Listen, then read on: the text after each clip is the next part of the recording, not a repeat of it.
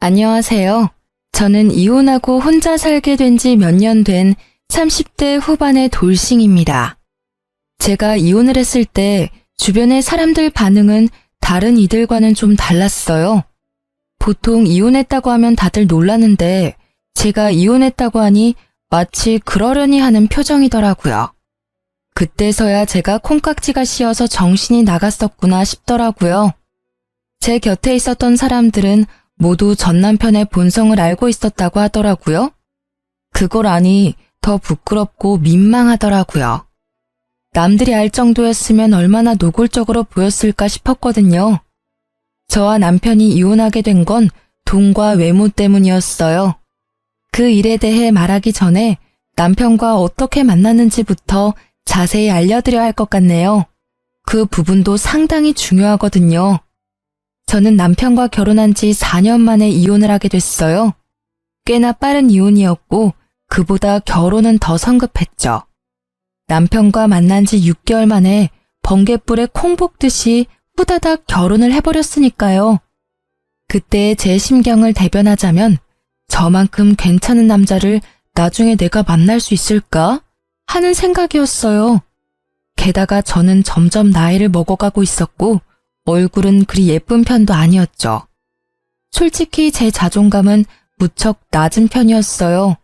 키는 크고 몸매는 좋았지만 항상 얼굴 때문에 그 큰 키와 맵시가 도리어 단점이 되었거든요. 친구들은 제가 어렸다면 모델을 했으면 됐을 거라 이야기했지만 글쎄요. 그런 말들이 다 거칠애로 하는 말처럼 들릴 정도로 저는 그만큼 저에 대한 사랑이 모자랐어요.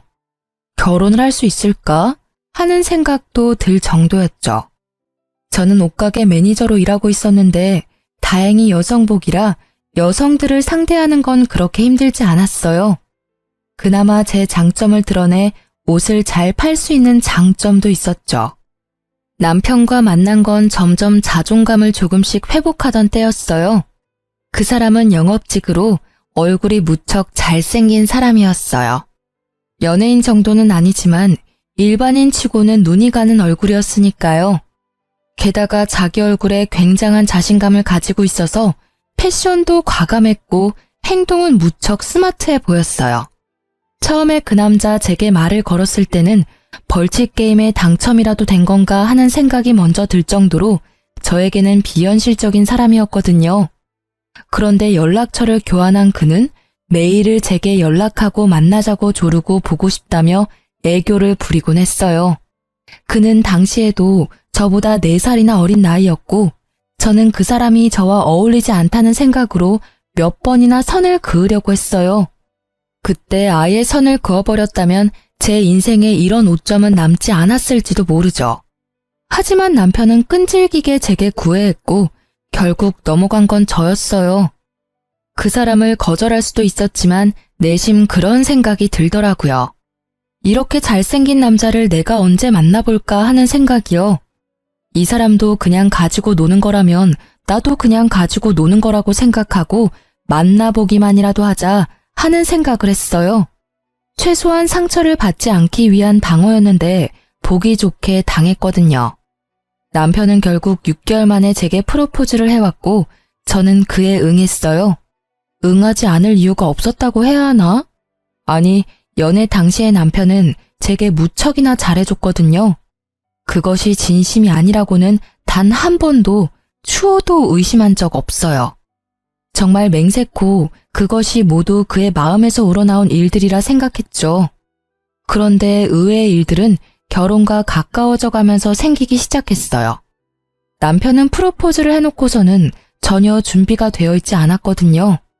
보통 안정적인 직장과 어느 정도의 돈이 모여야 프로포즈를 하는데 그 사람은 아예 돈이 없다며 제게 집을 해오면 안 되냐고 부탁을 했어요.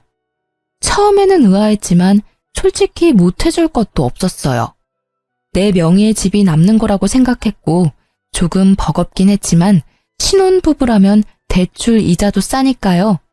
그렇게 저는 제 전 재산을 털어 집을 장만했어요.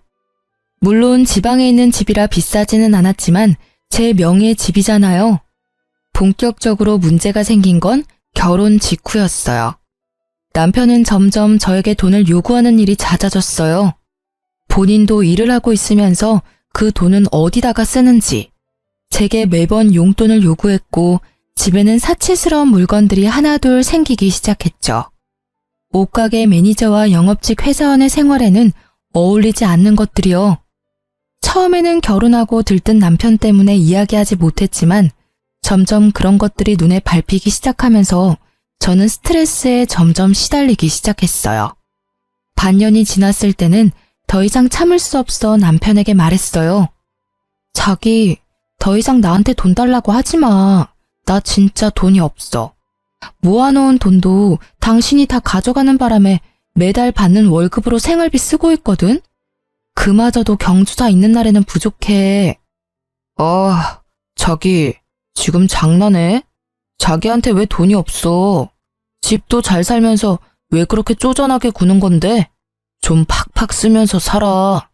없으면 몰라도 있으면서 그렇게 살면 남들이 얕봐. 우리 집이 왜 잘 살아? 누가 우리 집이 잘 산대? 우리 집 서민이야. 흔하고 흔한 서민. 중산층도 안 되거든? 결혼하면서 돈이 좀 들어온 게 있어서 그것 때문에 착각한 것 같은데 그거 다 다시 나갈 돈이야. 그리고 그 돈들 당신이 다 가져갔잖아.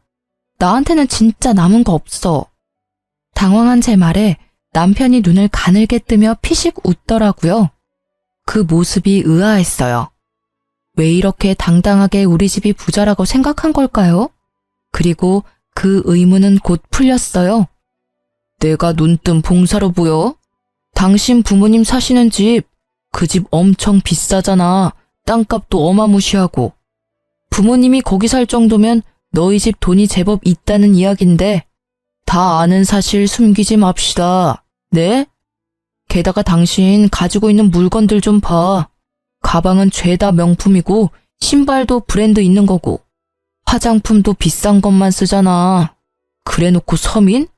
부자들은 생각이 다르네. 뭔가 착각하고 있는 것 같은데 그 집 우리 집 아니야. 우리 거기 새 들어 산다고. 전세. 그것도 전세 싸게 새 들어 사는 거야. 우리 이모가 가지고 있는 집인데 엄마한테 싸게 받고 살라고 했거든. 그리고 내가 가지고 있는 명품 중에 내가 직접 산 건 단 하나도 없어. 다 이모가 선물해 준 거라고. 백화점 갈 때마다 하나씩 사오시니까. 제 말을 듣던 남편이 갑자기 얼굴을 구기더니 머리를 쥐어뜯더라고요. 왜 이래 여보? 아씨, 놔. 건드리지 마. 진짜 열받네. 남편은 그러면서 욕설을 하더니 집을 나가더라고요. 저는 이게 다 무슨 일인지 짐작도 안 갔어요. 그런데 그 이후로 남편의 태도가 완전히 달라졌어요. 그 전에는 돈을 원할 때마다 제게 애교도 피우고 예쁘게 행동했는데 갑자기 냉랭해졌어요. 그렇게 몇 달을 지났을까요? 저희 친정아버지 생신이 다가왔어요. 얘기 좀 해. 아버지 생신이 3일 뒤야.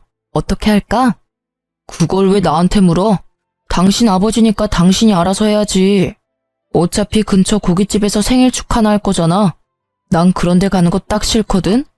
내가 급이 있는데 그런 데를 가? 그냥 가족들끼리 단촐하게 보내, 어? 당신 그래도 사위잖아. 밥은 같이 먹어야지. 결혼하고 나서 우리 친정에 신경 써준 적 한 번도 없잖아. 나 그 사람들하고 밥 먹을 시간 없어. 바쁘다고. 내가 꼭 가야 할 이유가 있어? 아, 불공평한 것 같으면 당신도 우리 집 챙기지 마. 각자 하자, 각자, 어? 어차피 도움도 안 되는 처가 가깝게 지내면 뭐해? 그렇게 말하고는 정말로 아버지 생신 때 오지를 않더라고요. 선물 같은 것도 준비하지 않았고요. 아예 그날은 야근한다며 확인하듯이 말하고는 전화를 뚝 끊었어요. 저는 친정아버지에게 미안한 마음이 들어 고급 레스토랑에 가서 식사를 하고 모아놓은 돈으로 아버지에게 명품 지갑을 선물해드렸어요. 아버지는 괜한 데 돈 쓰지 말라며 다시 되돌려 주시려 했지만 나이 들어서 명품 하나는 들고 있어야 어디 가서 얕보이지 않는다며 억지로 손에 들려보냈어요. 그리고 속상한 마음을 달래려 SNS에 행복한 척 레스토랑에서 찍은 사진과 아버지 선물 사진을 올렸죠. 사진을 올리자마자 남편이 전화가 오더라고요. 아니, 고급 레스토랑을 갈 거였으면 미리 이야기를 했어야 할 거 아니야. 근처 고깃집이나 대충 갈 줄 알고 안 간다고 한 거였는데 그런데 갈 거였으면 나한테 연락했어야지. 내가 왜 연락을 해? 안 간다고 한 건 너였잖아. 우리 아버지 생일 다 무시하고 야근까지 한다고 한 게 너야. 어디서 이제 와서 뒷북을 치고 난리야? 아나무인의 남편 태도에 저는 열이 받을 대로 받아버렸고 결국 소리를 꽥 질렀죠. 소리를 지르고도 제 화는 가라앉지 않았어요. 도리어 점점 쌓여가고 있었죠. 마치 이제 곧 터질 화산처럼. 그렇게 쌓이던 화산은 남편 생일에 터져버렸어요. 남편은 제가 아버지에게 해준 것처럼 고급 레스토랑에 명품 선물을 해주길 바라고 있더라고요. 그 며칠 전부터 시계가 작동을 안 한다며 새로운 시계를 하나 살까 고민 중이라고 말하더라고요. 딱 봐도 그거 사달라는 이야기였어요. 그렇지만 저는 아버지 생일로 이미 빈정이 상했고 남편 생일을 챙기고 싶은 마음은 눈꼽만큼도 없었어요. 그의 생일이 주말이었기에 저는 새벽부터 몰래 준비를 해서 친정으로 갔어요. 준비라는 건 냉장고에 먹을 수 있는 음식을 모두 비우고 화장을 해서 여행 준비를 해서 나갔다는 거예요. 남편을 두고요. 그리고 친정 식구들과 오랜만에 당일치기 여행을 갔어요. 남편에게 내내 전화가 오는데 계속 무시했어요. 그리고 저녁에 집에 돌아왔더니 남편이 화난 얼굴로 제게 따지더라고요. 왜 이제 와? 내 생일인데 뭐하고 이제 들어오는 거냐고. 어떻게 남편 생일을 안 챙길 수가 있어? 각자 하자고 했던 건 너야. 너희 집 챙기지 말라고 이야기해서 너부터 안 챙기기로 한 건데 뭐가 이상해? 시부모님 생신 때도 당신이 다 알아서 할 거지? 어차피 각자 하자고 했으니까. 내가 말한 건 서로의 부모를 말한 거지 부부는 다르잖아. 남편한테는 최소한 챙겨줘야 하는 거 아니야? 솔직히 아버지보다는 남편이 더 중요하지. 남편이 더 중요해? 웃기고 앉았네. 여보세요. 당신이 나와 친정을 존중하지 않는 건 당신도 나한테 존중받지 않아도 된다고 하는 거랑 똑같은 거야. 네 생각해서 안 챙겨주는 거니까 고맙게 생각해. 서로 각자 살자며, 어? 와씨, 그럼 선물이라도 줘야 할 거 아니야. 시계 산 건 맞지? 무슨 시계요? 선물을 왜 해? 각자 하자면서. 아참, 집에 먹을 것도 없으니까 알아서 챙겨 먹어. 생일이면 쿠폰 같은 것도 잘 나오잖아. 결국 저의 비웃는 말투에 남편은 호되게 당하고서는 그 뒤로 대놓고 저와 친정을 무시하지는 않았어요. 그렇지만 그건 아주 잠시뿐이었죠. 그 일이 있고 얼마 지나지 않아 남편은 점점 늦게 들어오기 시작했어요. 영업이라는 직업의 특성을 생각하더라도 무척이나 늦은 시간이었죠. 어떤 때는 외박이라고 해도 이상하지 않을 시간에 들어오기도 했어요. 그리고 그와 함께 저에 대해 외모 공격도 심해졌죠. 하루는 아침에 들어온 남편에게 따졌어요. 당신 요즘 왜 이렇게 늦게 다녀? 얼굴 못 본 지 벌써 일주일이 넘었어. 들어와서 옷만 갈아입고 나가고. 같이 사는데 왜 얼굴 한 번을 제대로 못 봐? 봐서 뭐 할 건데. 너야 기분 좋겠지. 잘생긴 얼굴 보면서 감상할 수도 있고. 그런데 나는? 내 생각은 해. 매일 아침 자고 일어나서 이 못생긴 얼굴 마주치면 밥맛이나 생기겠냐고. 게다가 못생겼으면 화장이라도 열심히 하던가. 하긴 화장을 해도 가려지지 않으니 할 필요 없었겠지. 으이구, 늙었으면 얼굴이라도 예쁘던지 돈이라도 많던지 해야 하는데 이건 뭐 이도저도 아닌 그냥 나이 든 아줌마잖아. 뭐? 어떻게 외모에 대해서 그런 말을 할 수가 있어? 사귈 때는 외모 같은 건 필요 없다면서. 너 나한테 그런 말 하지 않았어? 그때는 다 당신한테 장점이 있다고 생각해서 그런 말 한 거지. 솔직한 말로 지금은 내가 했던 말 다시 다 주워 담고 싶다. 괜히 그런 말 해서 당신 같은 여자랑 엮이고 말이야. 어쨌든 당분간 바빠서 난 집에 옷만 갈아입으러 올 테니까 그런 줄 알고 있어. 듣고만 있어도 우울증이 올 것 같은 말만 해대더라고요. 그렇게 점점 자존감이 무너지는 도중에 시모가 전화가 왔더라고요. 애는 언제 가질 거냐고요. 결혼한 지 3, 4년 차 되어가니 시모도 걱정이 됐겠죠. 저는 그걸 기회로 남편에게 대화를 시도했어요. 이야기 좀 해. 어머님 전화 오셨어. 애는 언제 가지냐고 물으시더라. 슬슬 생각해봐야 하는 거 아니야? 저는 애가 생기면 우리 사이가 예전으로 돌아갈 수 있을 거라고 생각했던 건지도 몰라요. 저만의 착각이었지만요. 남편은 아예 생각 자체가 없더라고요. 에? 지금 애를 가지자고 한 거야? 정말 거울은 좀 보고 이야기해. 내가 너한테 그럴 마음이 조금이라도 들 때 그때 이야기하라고. 누가 이런 여자를 안고 싶겠어? 다 늙어가지고 꾸미지도 않고 다니면서 지금 나한테 애를 가지자고? 누구 앞길 막을 일 있나? 너하고 사이에서 애를 가질 바에야 차라리 애를 안 낳겠어. 그 비웃는 남편의 얼굴에 제게 아주 조금 남아있던 무언가가 무너져 내리더라고요. 저를 지탱해주고 있던 자존심이요. 그리고 그 대화 이후 저는 지옥을 보았어요. 늦게 오는 남편의 옷에 묻은 화장품과 낯선 여자들의 향수가 저를 무너뜨리기 시작했어요. 남편은 밖에서 여자를 만난다는 사실을 숨길 생각도 없는지 가리지도 않더라고요. 저는 나를 잡아 남편에게 물었죠. 당신 바람 피우는 거야? 우리 결혼한 지 얼마 됐다고 벌써 바람이야. 나 사랑한다며. 어떤 나라도 좋아한다면서. 그거야 연애할 때 이야기고 어차피 다 아는 거 뭐하러 물어? 묻는다고 뭐가 달라져? 다 당신 생각하는 그대로야. 그거 맞아. 그니까 우리 이혼하자고. 서로 편하고 좋잖아. 솔직히 새로 사귄 여자도 당신하고는 다르게 얼굴도 반반하고 그럭저럭 괜찮아. 그럼 나랑 왜 결혼했어? 왜 나한테 결혼하자고 한 건데 3년 만에 버릴 거면서. 그거 당신이 돈 많은 사람인 줄 알았거든. 그때 잘 알아봤어야 했는데 나도 성급했지. 그냥 그 집에서 사는 걸 보니 부자인 것 같다고 너무 급하게 결혼을 결정하니 이런 꼴을 당했잖아. 그리고 솔직히 만난 지 얼마 되지도 않는 남자가 결혼하자고 들이대면 좀 의심할 만도 하지 않어? 게다가 당신처럼 못생기고 늙은 여자 어떤 남자가 좋다고 먼저 들이댔겠어? 돈 없는 거 알았으면 나도 가까이 안 하는 건데. 그래서 부자가 아닌 나하고는 이혼하고 싶다고? 그래야 빨리 돈 많은 여자 잡아서 나도 편하게 살 거 아니야. 그렇게 말귀를 못 알아들어? 저는 대화를 할수록 열이 뻗치는 상황에 미쳐버리겠더라고요. 저런 놈을 왜 몰라봤는지 아무리 생각해도 모르겠더라고요. 저놈과 헤어지는 게 최선이라는 생각을 했지만 저놈이 원하는 걸 알고 나니 딱 해주기 싫더라고요. 지금이 아니라 제가 원할 때 이혼하고 싶었죠. 저놈에게만 좋은 일 시킬 수는 없다는 생각이었어요. 안 해줄 거야. 이혼? 내가 왜 이혼을 해?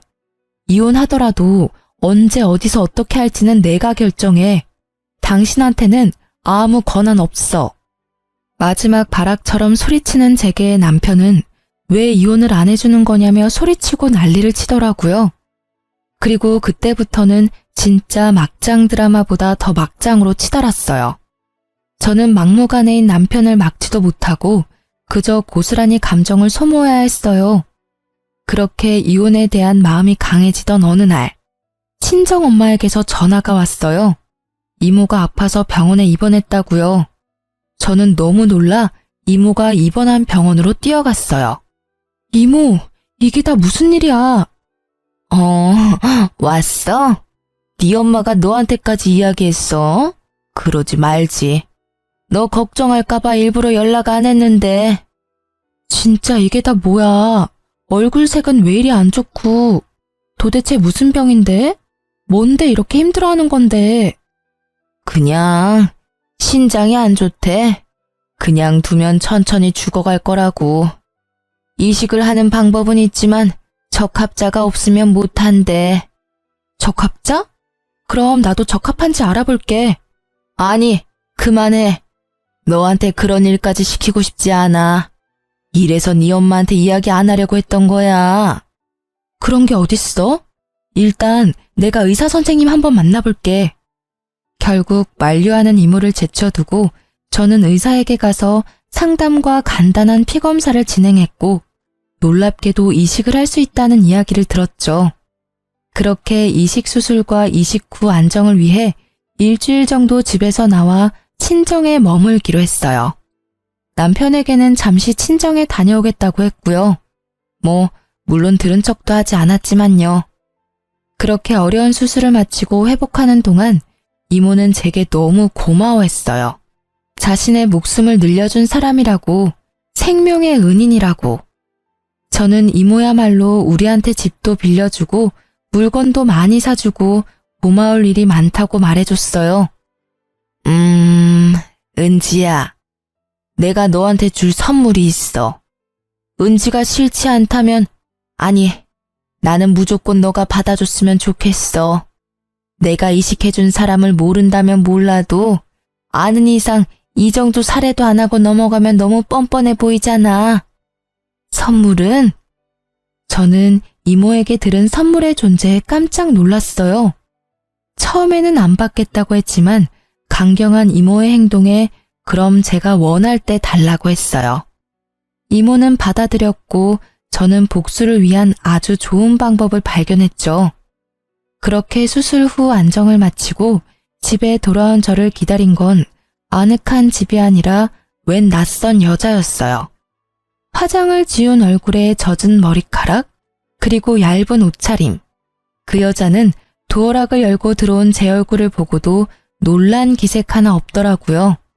놀라기는커녕 아래 위로 저를 훑어볼 뿐이었죠.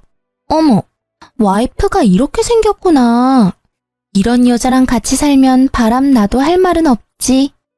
이래서 헌옷보다는 새 옷이지. 안 그래요? 비우는 그 여자에게 한마디 해주려는데 마침 욕실 문이 열리고 속옷만 입은 남편이 나오더라고요. 저는 화가 나서 남편에게 욕설을 퍼부었어요. 미친놈아, 여기가 어디라고 상간녀를 데리고 와. 미친 거 아니야? 이 집이 네 집인 줄 알아?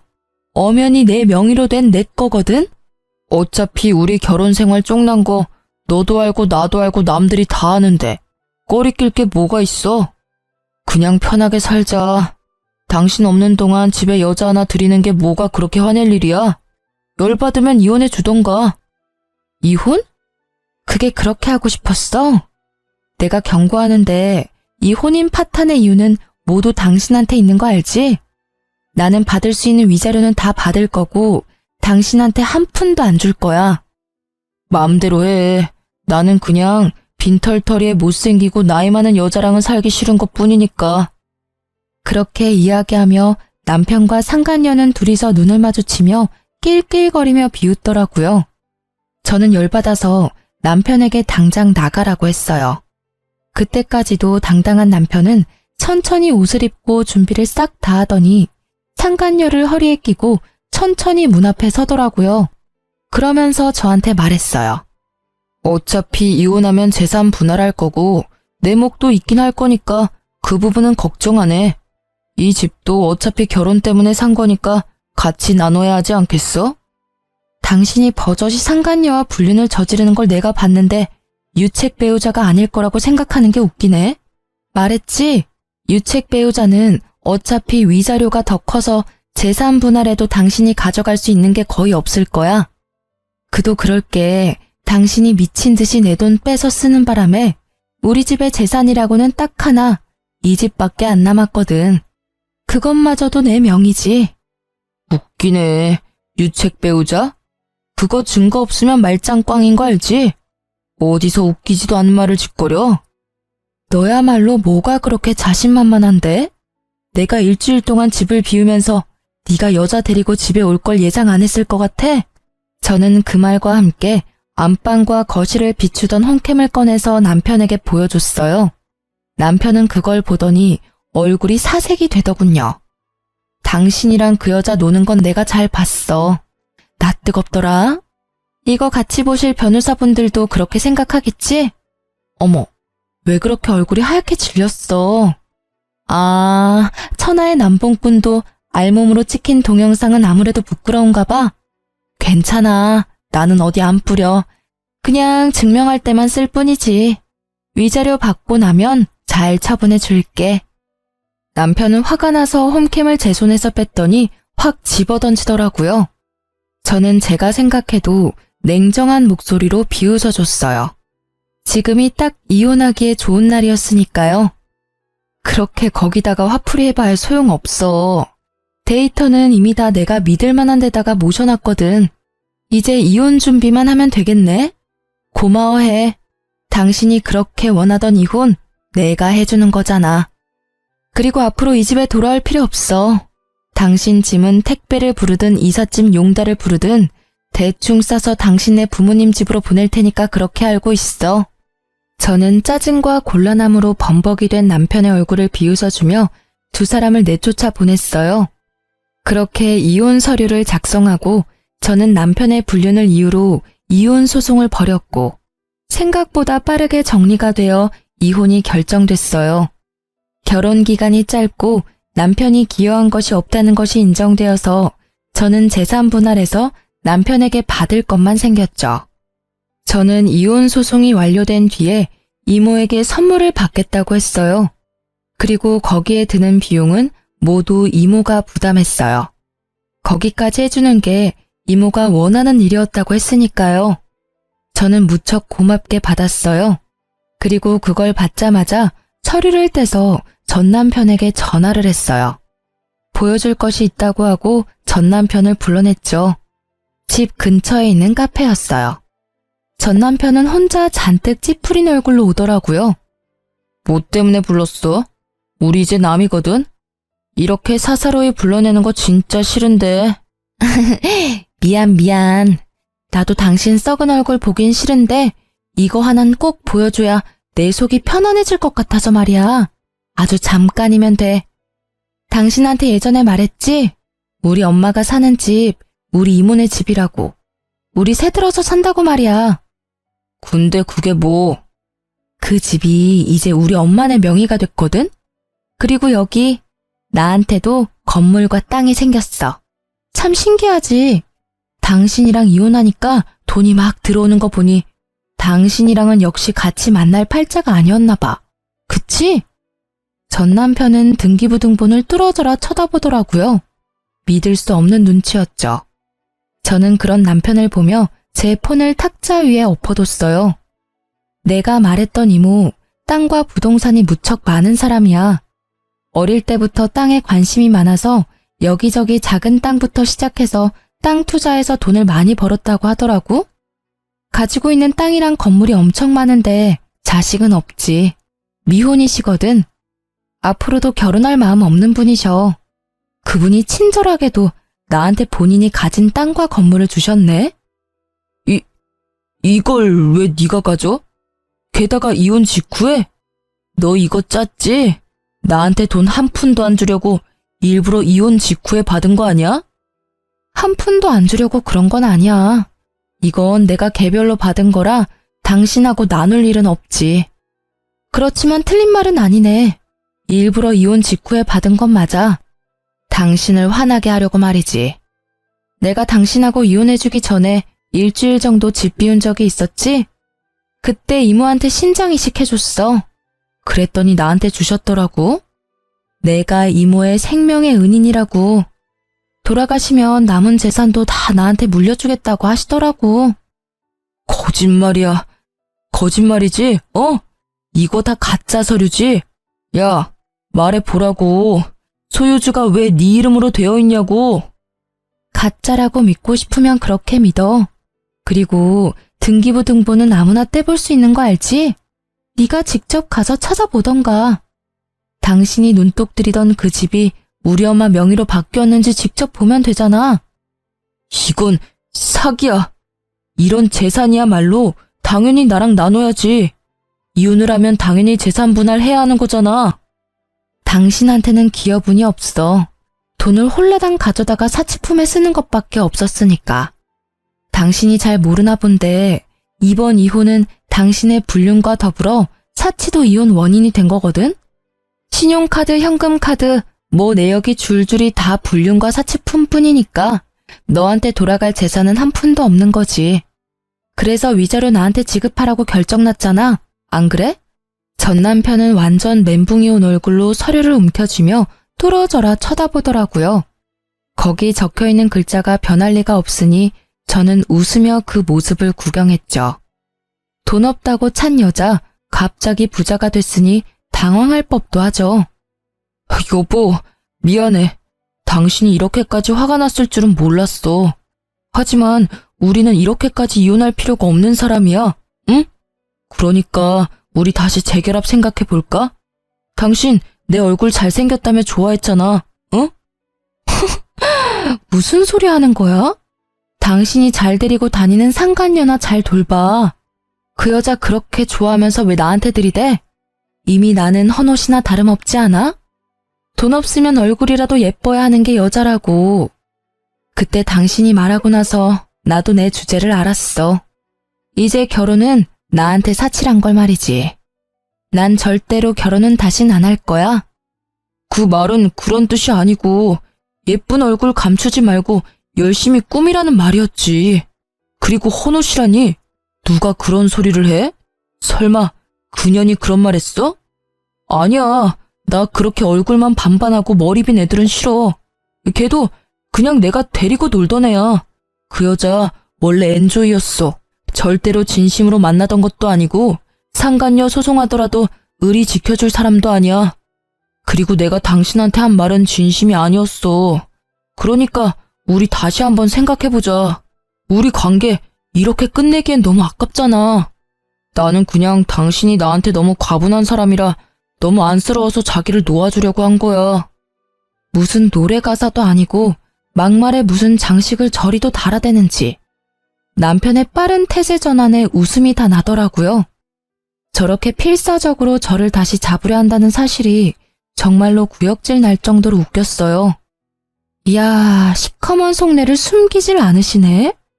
나한테 헛짓거리 하지 말고 옆에 있는 그 상간녀나 잘 챙기세요. 그리고 조만간 상간녀 소송도 할 거니까 잘 전해주시고요.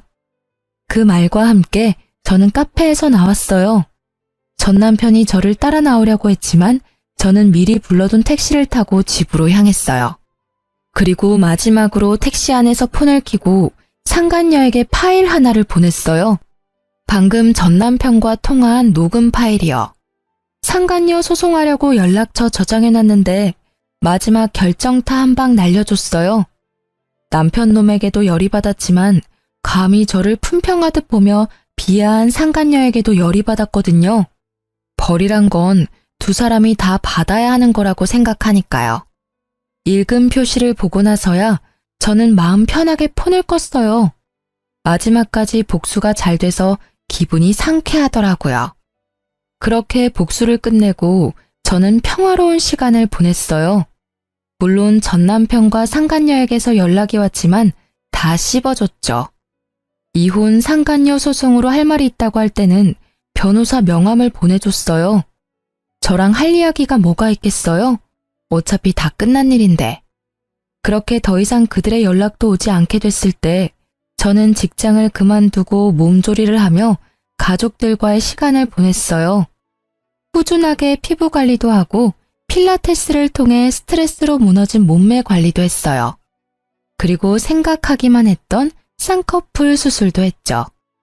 언제나 무겁게 내려앉았던 눈은 수술 후에 또렷해져서 만족감이 더해졌어요. 저는 이모에게 받은 건물을 본격적으로 운영하기 위해서 그 근처로 이사를 갔어요. 그런데 생각보다 건물이 좀 오래돼서 여기저기 고쳐야 할 곳들이 많이 보이더라고요. 그래서 건물 안쪽 리모델링 공사를 위해서 업체를 불렀어요. 계약을 맺고 공사를 시작하는 날 현장에 갔더니 사람들이 엄청 많이 있더라고요. 그런데 그 와중에 이상하게 저를 보고 주춤주춤 모자로 얼굴을 가리는 남자가 있었어요. 이상하다 싶어 고개를 갸웃거리며 얼굴을 봤는데 순간 깜짝 놀랐어요. 찰나의 순간 보여준 옆 얼굴이 전 남편과 똑같았거든요. 그런데 그 잘생긴 얼굴은 온데간데 없고 늙어서 주름이 지고 시커멓게 그을린 데다가 뺨에는 커다란 상처가 있더라고요. 정말 몰라본다는 말, 그 말 자체였죠. 그 당시에는 사람들의 눈이 많은 데다가 상대방이 피하는 눈치라 저도 신경 쓰지 않았어요. 그런데 공사가 끝날 때쯤 저한테 와서 이야기를 꺼내더군요. 잘 지냈어? 잘 지냈지. 그런데 얼굴이 많이 상했네? 그동안 돈 버느라 힘들었나 봐. 뭐, 그렇지. 당신하고 이혼하고 나서는 술로 나를 세운 적이 많았어. 헤어진 게 후회도 되고 너무 마음 아프더라. 여전히 거짓말은 잘하네. 그 술이 내가 가진 건물 때문이지 나 때문은 아니잖아. 그런 식으로 말하지 마. 난 정말로 당신이랑 헤어지고 엄청 힘들었거든. 그때 당신이 상간녀 소송 걸었던 망할녀는 소송 위자료 못 준다고 했더니 앙심을 품고는 도망갔어. 그것도 그냥 도망만 갔으면 다행이지. 같이 살던 집에 있던 귀한 명품들 싹 다 가지고 집을 내놨더라고. 둘이서 같이 살던 집이었는데 그걸 팔아서는 며칠 그 집에서 지냈는데 집주인이 집 팔렸으니 나가라더라. 나 참 어이가 없어서. 그런 여자인지 모르고 사귀었어? 아니, 그런 여자라서 사귄 거 아니야? 그리고 상간녀 소송하면 보통 남자 쪽이 소송 위자료 다 내주는 거 아니야? 둘이 우리 집 욕실에서 봤을 때는 천년만년 살 것처럼 죽이 잘 맞던데? 무슨 헛소리야. 그런 여자랑 무슨 죽이 잘 맞아? 나는 그때부터 당신 잊은 적 단 한 번도 없어. 정말이야. 당신이 좋아하던 그때 얼굴은 아니지만 그래도. 그래, 그때 얼굴은 아니네. 그 얼굴이면 돈 많고 예쁜 여자 만나기도 힘들겠어. 9년이 내 돈 다 들고 도망치고 나서 나도 새로운 여자 만나려고 했어. 당신도 잘 알잖아. 지금은 이래도 내 얼굴이 꽤 반반했으니까 어떤 여자든 다 꼬실 수 있다고 생각했거든. 그런데 나이가 드니까 그것도 안 되더라고. 젊고 잘생긴 애들이 많아져서. 게다가 생활이 팍팍하니 얼굴이 점점 더 안 좋아지더라고. 근데 그때 교통사고가 났어. 얄궂게도 온몸이 멀쩡한데 얼굴에만 상처가 났지. 그때는 진짜 죽고 싶었는데 그 아름답던 내 얼굴이 피부가 살점이 떨어지고 날아가서 회복이 어렵다잖아. 여기까지 복구한 것도 힘든 일이었거든. 아, 그래서 인테리어 쫓아다니는 용역으로 일하는구나. 얼굴이 여전했으면 이런 곳에 있을 리가 없지.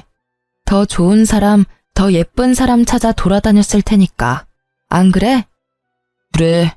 당시의 상처가 너무 커서 감당이 안 되는 데다가 여자는 내 재산 다 훔쳐 달아나고 자신감까지 잃는 바람에 직장까지 그만뒀지. 여자? 여자는커녕 사람도 못 만났어. 그러니 당신이랑 헤어졌던 지금까지 여자는 단 한 명도 없었어. 내가 불쌍하지? 나한테 미안한 마음 들지 않아? 다 당신이랑 헤어지고 이런 일들이 생긴 거라고. 그래서 뭐 어쩌라고. 딱하게 들리기는 하지만 다 네가 잘못해서 벌어진 일 아니야? 그걸 다른 사람한테 책임 전가시키는 건 좀 아니지. 게다가 왜 내가 당신한테 미안한 마음이 들어야 해? 반대로 네가 나한테 미안해해야 하는 거 아니야? 너 때문에 나는 남자 불신에 걸려서 남자도 못 만나고 있는데 나한테 가장 중요했던 행복한 가정을 꾸린다는 선택은 이미 내 인생에서 사라진 지 오래거든? 웃기고 있네. 너한테 불행이 닥쳐오니까 너만 불행한 놈 같고 세상이 원망스럽지? 내가 너랑 이혼하기 직전에 내가 당했던 불행은 세상이 아니라 네가 직접 나한테 준 거거든? 그러니까 네 꼴 그렇게 된 거 세상 탓하지 말고 네 잘못이나 탓해. 당신 아직도 혼자야? 설마 아직도 나 못 잊은 거야? 내가 너한테 그만큼 큰 의미였어? 그럼 왜 이러고 있어? 우리 다시 재결합하면 되지. 당신 내 얼굴 좋아했으니까 당신 돈으로 얼굴 고쳐주면 되잖아. 그러면 우리 다 같이 행복하게 잘 살 수 있어. 멍청한 얼굴로 행복회로 팽팽 돌리면서 여전히 정신 못 차리고 미친 소리 칙칙 해대는 전 남편을 보니 그 긴 시간 동안 가라앉혀 두었던 화가 폭발하기 시작하더라고요. 여전히 지가 뭘 잘못했는지 모르고 있는 데다가 굉장히 심한 착각까지 하고 있어서 현실을 알려주기로 했어요. 아직도 정신을 못 차렸네. 헛소리 작작하라고 이야기했지? 잘 들어. 한 번만 말한다. 너야말로 내 인생 최악이다, 이 나쁜 새끼야. 어딜 감히 다시 들이대? 착각하지 마. 내가 남자를 계속 못 만나는 이유는 당신 같은 남자 만날까봐 무서워서 그런 거거든? 그러니까 재결합 같은 그런 미친 소리 꺼내지도 마. 네가 그때 나한테 충실했다면 나는 당신이 어떤 얼굴을 가졌다 하더라도 당신하고 행복하게 가정을 꾸리려고 노력했을지도 몰라. 나는 그런 사람이니까. 당신이랑 만났을 때 나는 당신 얼굴 같은 것보다 나한테 집중하는 모습이 더 마음에 들었으니까. 네가 계속 그런 마음가짐이었다면 지금의 못생긴 너라도 난 다 받아들였을 거야. 그런데 그런 나를 내친 건 당신이잖아. 이혼하기 싫다는데 이혼 강요하고 집에 여자까지 데려와서 막장 짓거리 한 놈이 너야. 너는 나한테 다시 만나자거나 재결합을 하자고 하면 절대로 안 될 단 한 사람이야. 내게 이만큼의 상처와 절망을 줘놓고 그렇게 쉽게 재결합을 이야기해? 돌았니? 정신 나갔어? 가슴에 손을 얹고 네가 나한테 한 짓거리나 잘 생각해봐, 이 나쁜 놈아. 내가 뭘 그렇게 잘못했는데? 어? 너한테 나쁜 말 한 거는 다 사과했잖아.